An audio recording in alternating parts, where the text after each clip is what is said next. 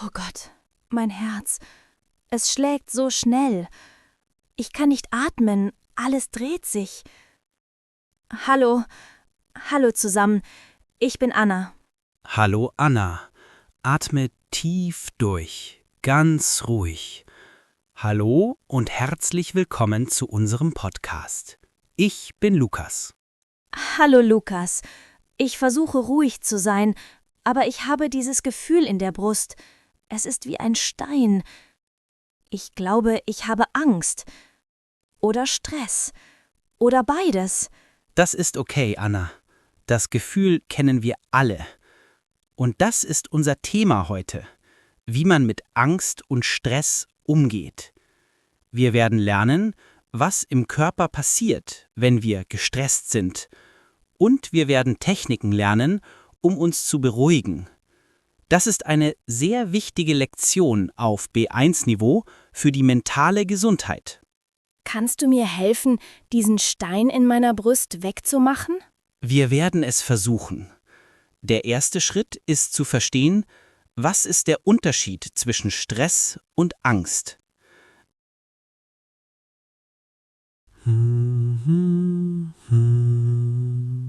Viele Leute benutzen die Wörter Stress und Angst als Synonyme, aber sie sind unterschiedlich. Stress ist eine Reaktion auf eine äußere Ursache. Zum Beispiel, du hast zu viel Arbeit oder du hast einen Streit. Wenn das Problem weg ist, geht auch der Stress weg. Okay, also wenn ich eine Prüfung habe, bin ich gestresst. Wenn die Prüfung vorbei ist, bin ich entspannt. Genau, das ist Stress. Angst ist anders. Angst ist eine Reaktion auf eine innere Ursache. Es ist die Sorge darüber, was passieren könnte. Die Angst bleibt oft, auch wenn es kein konkretes Problem gibt. Ah, das ist mein Problem. Ich sitze hier im Studio. Es gibt keine Gefahr. Es gibt keinen Tiger. Aber ich mache mir Sorgen. Ich denke, was, wenn ich einen Fehler mache? Was, wenn die Zuhörer mich nicht mögen? Siehst du, das ist Angst. Es ist die Furcht vor der Zukunft. Dein Körper reagiert, als ob ein Tiger im Raum wäre. Aber es ist nur ein Gedanke. Es ist, als ob eine Gefahr da wäre, obwohl sie nicht da ist. Kennen Sie dieses Gefühl? Haben Sie Stress wegen der Arbeit oder haben Sie Angst vor der Zukunft?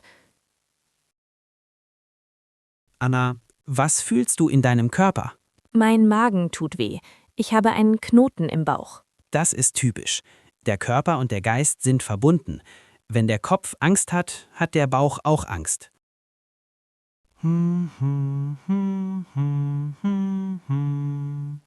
Wir müssen deinem Körper signalisieren, dass er sicher ist. Die schnellste Methode ist die Atmung. Wenn wir Angst haben, atmen wir schnell und flach. Wir müssen langsam und tief atmen. Echt? Einfach nur atmen? Das klingt zu einfach. Es ist biologisch. Wenn du langsam ausatmest, aktivierst du den Teil deines Nervensystems, der für Entspannung zuständig ist. Lass uns die 4-7-8-Technik probieren. Okay, was muss ich tun? Atme 4 Sekunden lang durch die Nase ein, halte den Atem für 7 Sekunden, atme 8 Sekunden lang durch den Mund aus.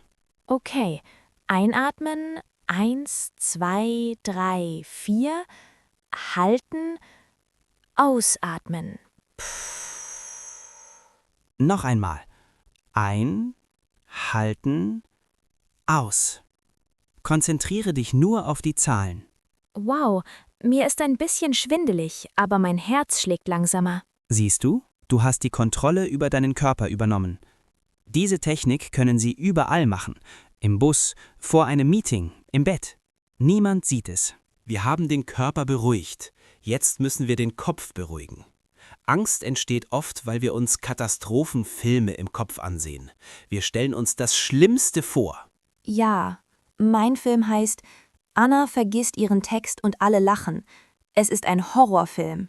Lass uns diesen Film analysieren. Was würde passieren, wenn du deinen Text vergessen würdest? Das wäre schrecklich. Alle würden denken, ich bin dumm. Ich würde meinen Job verlieren. Ich müsste unter einer Brücke wohnen. Stopp. Das ist der Katastrophenfilm. Jetzt die Realität. Wenn du den Text vergessen würdest, was würde wirklich passieren? Na ja, ich würde wahrscheinlich auf meine Notizen schauen. Ich würde Entschuldigung sagen und ich würde weitermachen.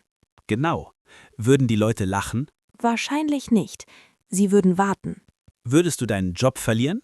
Nein, natürlich nicht. Das ist übertrieben.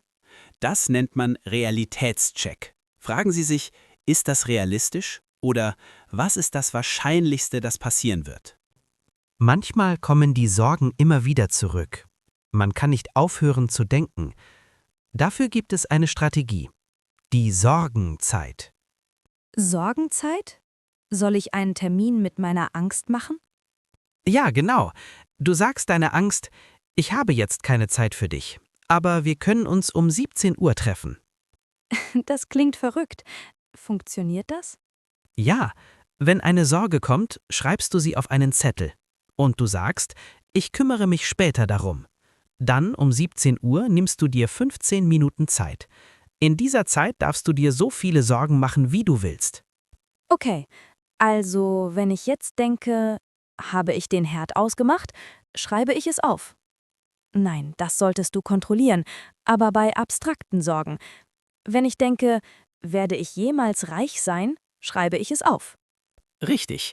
Und um 17 Uhr liest du die Liste. Oft wirst du feststellen, die Sorge ist gar nicht mehr wichtig oder sie ist langweilig geworden. Das ist ein guter Trick. Man verschiebt die Angst. Wir geben der Angst einen Platz, aber der Platz ist begrenzt.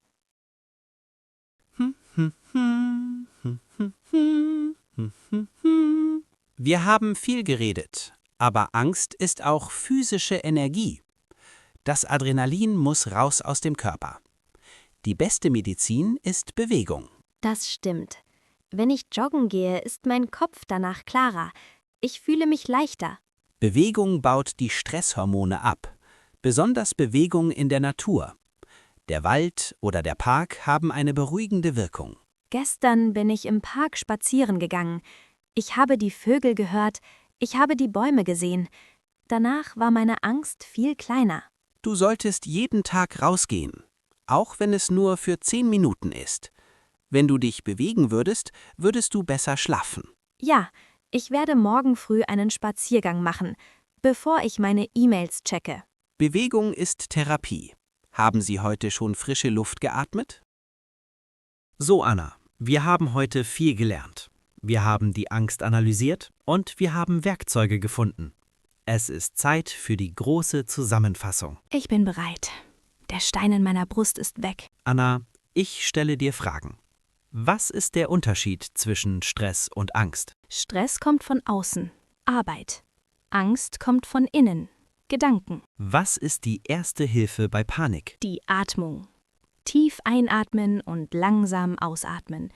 Die 4-7-8-Methode. Was machen wir mit dem Katastrophenfilm? Wir machen einen Realitätscheck.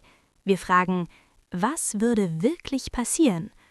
Konjunktiv 2. Und was machen wir, wenn die Sorgen nicht aufhören? Wir benutzen die Sorgenzeit.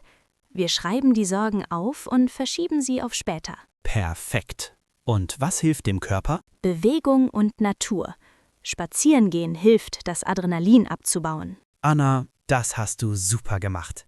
Du bist jetzt Expertin für Stressbewältigung. Danke, Lukas. Ich fühle mich viel stärker. Ich weiß jetzt, dass Angst nur ein Gefühl ist. Sie ist nicht die Realität. Ihre letzte Mission. Es ist eine Entspannungsübung. Schreiben Sie uns in den Kommentaren, was ist Ihre Strategie gegen Stress? Benutzen Sie den Satz, wenn ich gestresst bin. Zum Beispiel, wenn ich gestresst bin, trinke ich Tee. Oder wenn ich gestresst bin, gehe ich laufen. Wir freuen uns auf Ihre Tipps. Vielen Dank fürs Zuhören und vergesst nicht zu atmen. Genau. Einatmen, ausatmen. Alles wird gut. Auf Wiedersehen. Tschüss.